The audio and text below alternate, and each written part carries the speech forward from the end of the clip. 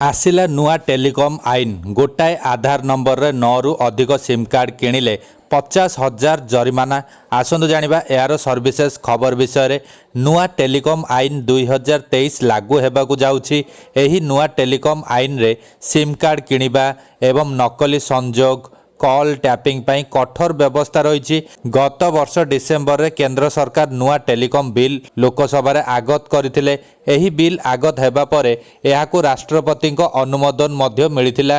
ଏବେ ଏହି ଆଇନର କିଛି ଧାରା ଜୁନ୍ 26ରୁ କାର୍ଯ୍ୟକାରୀ ହେବାକୁ ଯାଉଛି।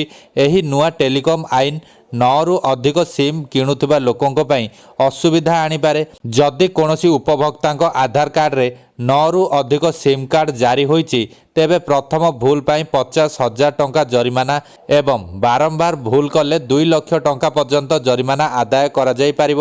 ଏହା ବ୍ୟତୀତ ଯଦି ୟୁଜର ଆଇଡିକୁ ସିମ୍ କାର୍ଡ଼ କିଣିବା ପାଇଁ ଜାଲିଆତି କରି ବ୍ୟବହାର କରାଯାଏ, ତେବେ 3 ବର୍ଷ ପର୍ଯ୍ୟନ୍ତ ଜେଲ୍ ଦଣ୍ଡ ଓ 50,000 ଟଙ୍କା ପର୍ଯ୍ୟନ୍ତ ଜରିମାନା ହୋଇପାରେ କିମ୍ବା ଉଭୟ ଜେଲ୍ ଓ ଜରିମାନା ହୋଇପାରେ।